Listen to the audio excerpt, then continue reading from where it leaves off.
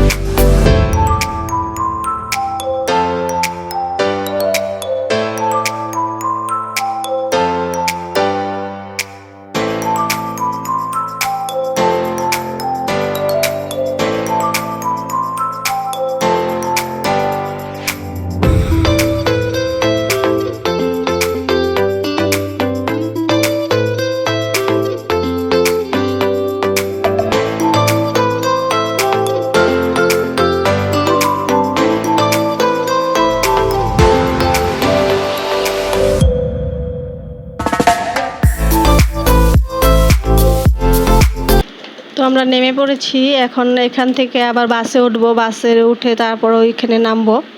ওই জায়গাটার নাম হলো কালীপুর। তো কালীপুর নেমে আবার রাস্তা ক্রস করে আমাদের গলি দিয়ে ঢুকতে হবে। তো উঠে গেছি আমরা এসি বাসে। তো একজনের 20 টাকা করে নিল, যেখানে নাকি 15 টাকা হয়, ওরা 20 টাকা নিল। আর একটা ঘটনা ঘটলো, এই বাসের মধ্যে থেকে আমার বৌদির পার্সের ভিতর থেকে ছোট পার্সটা কে যেন চুরি করে নিয়ে গেছে। ওখানে অনেকগুলো টাকা ছিল। তো সবারই মন খারাপ তার জন্য। বৌদির তো বেশি মন খারাপ। তাই ড্রাইভারকে বললাম, ড্রাইভাররা তো কিছু করলো না, রেসপন্স দিল না আর কি।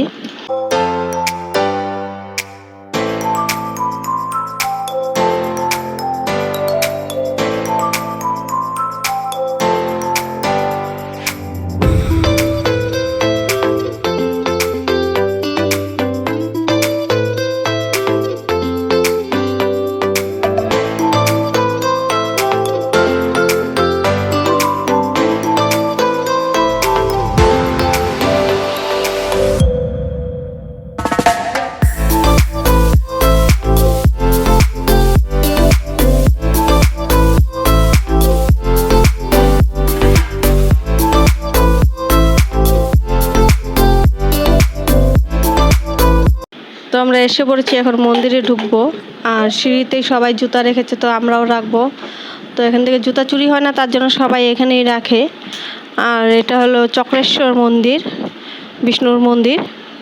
তো দেখো কিরকম লাগে মন্দিরটা, দেখতে থাকো।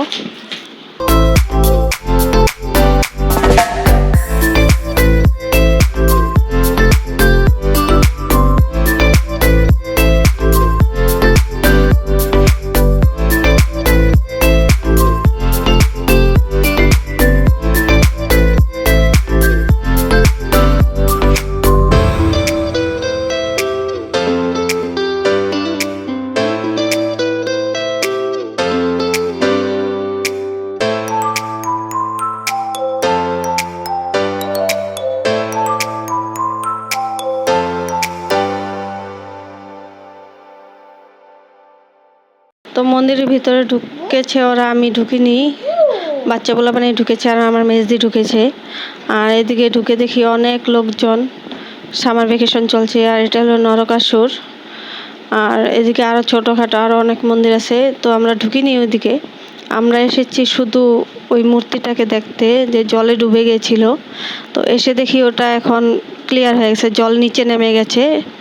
তো এটা লক্ষ্মী দেবীর মুখটা বাকি ছিল শুধু, আর নারায়ণ ঠাকুরটা পুরাই ডুবে গেছিল।